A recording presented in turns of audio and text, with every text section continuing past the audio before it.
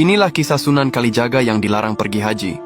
Setiap Muslim tentu memiliki harapan untuk bisa berkunjung ke Baitullah di Makkah, menunaikan rukun Islam kelima, berhaji, sekaligus berziarah ke makam Rasulullah SAW di Madinah.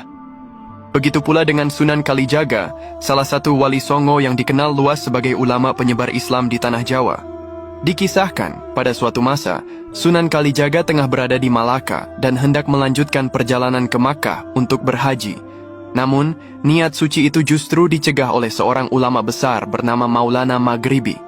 Ia meminta Sunan Kalijaga agar kembali ke Jawa dan tidak melanjutkan niatnya ke Tanah Suci. Penolakan itu bukan tanpa alasan. Saat itu, Islam baru mulai berkembang di Nusantara dan masyarakat Jawa masih dalam tahap awal keislaman. Kerajaan Demak sebagai pusat dakwah juga masih rapuh usai keruntuhan Majapahit. Maulana Maghribi khawatir, jika Sunan Kalijaga pergi berhaji, maka dakwah akan terhenti dan masyarakat bisa kembali pada kepercayaan lama. Lebih dalam, Maulana Maghribi menjelaskan bahwa Ka'bah di Makkah hanyalah simbol, sedangkan rumah Allah yang sejati ada dalam diri manusia. Haji bukan sekadar perjalanan fisik, melainkan perjalanan spiritual yang hanya bisa dicapai oleh mereka yang mampu mengalahkan hawa nafsu dan menjalani mati dalam hidup, konsep mistik Jawa yang dikenal sebagai mati sajroning urip.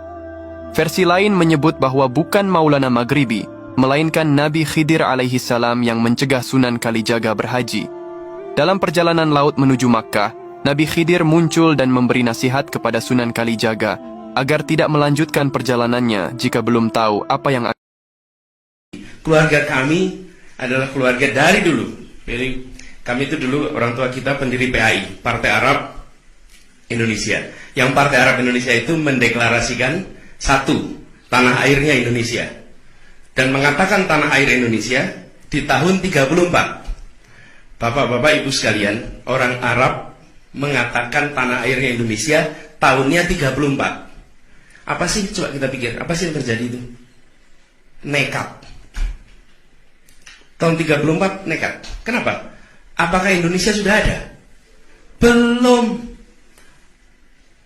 Kalau orang Jawa mengatakan saya Indonesia, ternyata Indonesia tidak terjadi, dia tetap Jawa. Orang Bugis mengatakan saya Indonesia, ternyata Indonesia tidak jadi, maka dia tetap Jawa. Nah ini orang Arab mengatakan saya Indonesia, barangnya belum ada. Kalau ternyata Indonesia tidak terjadi, mau ngaku Jawa nggak bisa, mau ngaku Arab dibilang ente sudah bilang Indonesia. Cari aja sana Indonesia di mana. Nah ada barangnya. Mereka itu menyatakan sumpah pada tanah air Indonesia sebelum Indonesianya ada. Tidak ada yang lain yang melakukan itu kecuali keturunan Arab di Indonesia. Subhanallah, 3 hari sebelum puasa dipanggil sama Abah Lutfi dan saya ditunjuk jadi Sekretaris Jenderal Petanesia, sebuah organisasi kebangsaan non politik yang khusus merestorasi budaya dan persatuan kesatuan. Kerjaannya menggali kuburan keramat, mempersatukan orang dan ngurusin anggota yang sebanyak 6 juta se-Nusantara. Saya bilang, nah ini udah isengnya Abah Lutfi lagi nih, mau tenang-tenang dikasih kerjaan yang lumayan, nggak pakai modal, nggak pakai gaji, suruh cari sendiri. Istri udah merengut-merengut, mas setiap hari saya jualin satu-satu. Tapi alhamdulillah ini berarti mau ada naik derajat, alhamdulillah. Kembali ke masalah DNA yang kita bahas sebelumnya. Alasan mengapa Israel melarang tes DNA mandiri adalah karena mereka tahu bahwa penelitian genetika modern seperti yang dilakukan oleh Dr. Eran El-Haik dari Johns Hopkins University telah membuktikan hipotesis Khazar. Penelitian genetik menunjukkan bahwa marka DNA Yahudi Askenazi berakar kuat di wilayah Kaukasus, bukan di Levan. Sains membuktikan bahwa DNA mereka adalah campuran dari suku-suku Turki, Iran, dan Eropa. Mereka adalah penyusup biologis. Sementara itu, fakta yang paling menyakitkan bagi para Zionis adalah warga Palestina yang mereka bantai hari ini justru adalah pemegang DNA Bani Israel yang asli. Penduduk Palestina, baik yang Muslim maupun Kristen, adalah keturunan dari para petani kuno yang tetap tinggal di tanah itu meskipun kekuasaan silih berganti. Darah mereka membawa marka genetik dari bangsa Kanaan dan suku-suku Ibrani kuno. Jadi secara ironis dan tragis, orang-orang Khazar atau Zionis dari Eropa ini sedang membantai keturunan asli dari orang-orang yang mereka klaim sebagai nenek moyang mereka. Ini bukan sekedar perang wilayah, ini adalah genosida identitas, di mana si palsu mencoba menghapus si asli agar kebohongannya tidak pernah terbongkar. Zionisme telah berhasil mengubah agama Yahudi dari sebuah keyakinan spiritual menjadi sebuah perusahaan real estate global. Mereka mengambil janji-janji teologis dari kitab suci, lalu memberikannya kepada bangsa Khazar yang tidak punya kaitan darah dengan janji tersebut.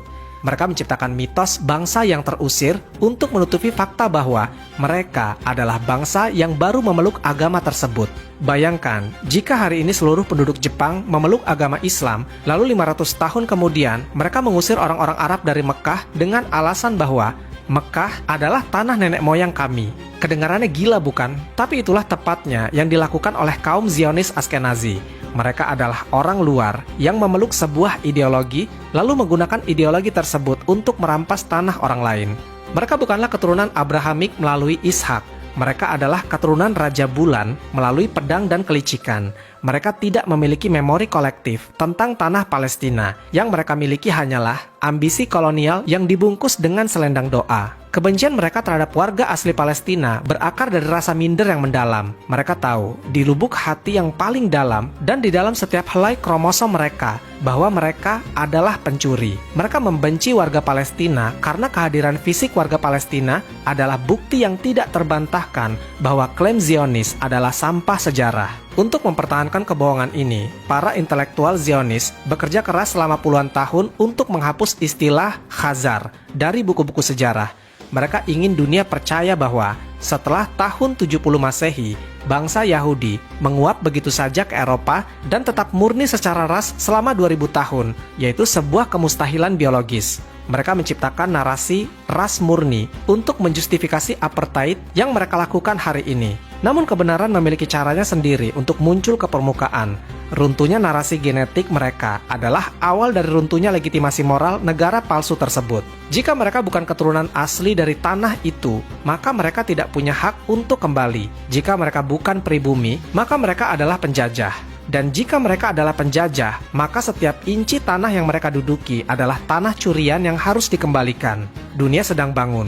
Kita sekarang tahu bahwa kita tidak sedang berhadapan dengan kepulangan bangsa yang lama hilang, melainkan dengan invasi dari sisa-sisa Imperium Khazar yang menggunakan topeng Yahudi untuk menguasai jantung dunia. Mereka adalah blasteran Eropa Kaukasus yang kebetulan beragama Yahudi, yang menjadikan agama tersebut sebagai tameng untuk melakukan perampokan berskala internasional. Pada akhirnya, segala bentuk kebohongan, betapapun rapi ia dibungkus dengan ayat-ayat suci atau dukungan kekuatan militer global, akan selalu hancur saat berhadapan dengan fakta sejarah dan kebenaran biologis. Bangsa Zionis pendatang ini hanyalah sekumpulan aktor sejarah yang memakai kostum yang salah, memainkan peran yang dicuri di atas panggung yang bukan milik mereka. Mereka boleh saja melarang tes DNA, mereka boleh saja menghapus peta Palestina dari buku sekolah, dan mereka boleh saja membuldoser makam-makam kuno untuk menghilangkan bukti. Namun mereka tidak akan pernah bisa mengubah satu hal, yaitu mereka adalah orang asing di tanah para nabi. Dan tanah itu, melalui darah dan sejarahnya, akan selalu menolak kehadiran mereka sampai kebenaran kembali bertahta dan topeng Khazar ini terkelupas untuk selamanya dari wajah dunia. Wallahu a'lam bishawab. Semoga kisah ini bermanfaat. Lebih dan kurangnya mohon dimaafkan. Yang benar datangnya dari Allah Subhanahu wa Ta'ala. Khilaf atau keliru itu datangnya dari saya pribadi sebagai manusia biasa. Sampai ketemu di kisah-kisah seru yang penuh makna selanjutnya. Saya akhiri. Wassalamualaikum warahmatullahi wabarakatuh.